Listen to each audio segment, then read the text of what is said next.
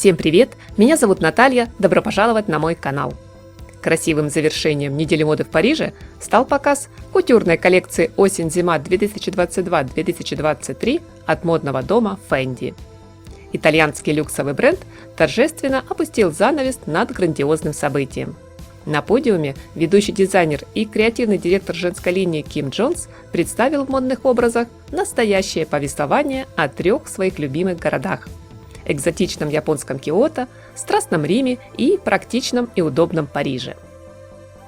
Шоу устроили в здании, где раньше располагалась Парижская фондовая биржа.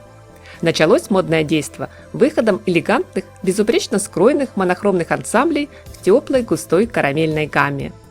И здесь невозможно не отметить брючный костюм и длинное платье-свитер с высоким воротником. Одежда изготовлена из шерсти викуньи, которая считается самой уникальной и дорогой среди всех тканей и очень ценится в мире высокой моды.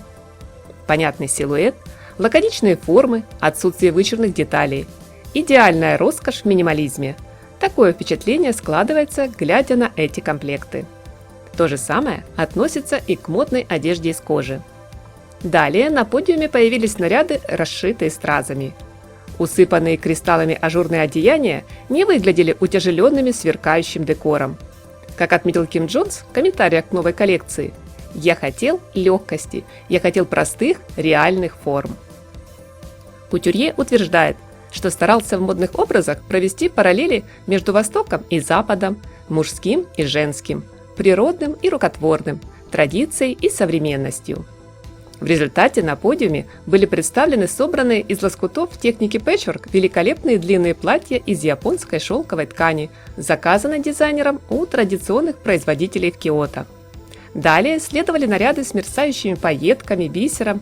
Часть из них повторили эффект разбитого зеркала, который еще в 2000-м предложил для Fendi Карл Лагерфельд.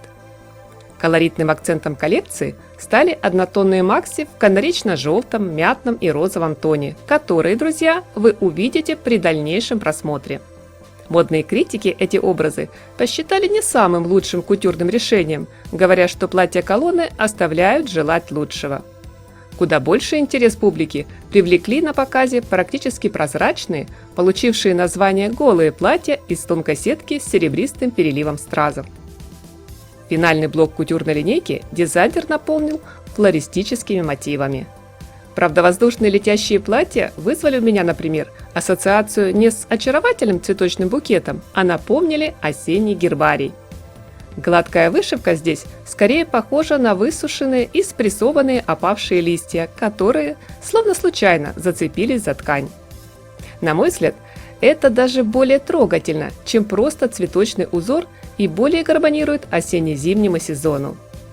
Думаю, среди моих зрителей наверняка найдутся те, кто бережно сохранял цветы и листочки, чтобы потом от души любоваться ими в холода и снова с теплой надеждой ждать прихода весны.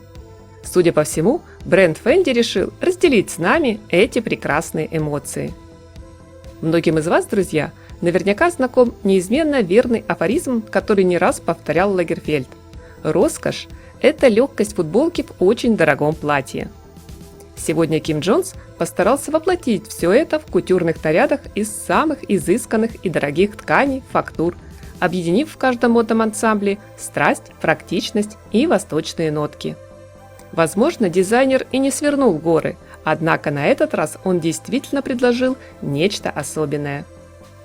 Удивительная, интересная, роскошная коллекция. Надеюсь, мои дорогие зрители, вам понравится. Жду ваше мнение в комментариях. Всем спасибо за лайк и подписку. Приятного просмотра, хорошего дня, здоровья и красоты, чистого синего неба и прекрасного солнечного настроения.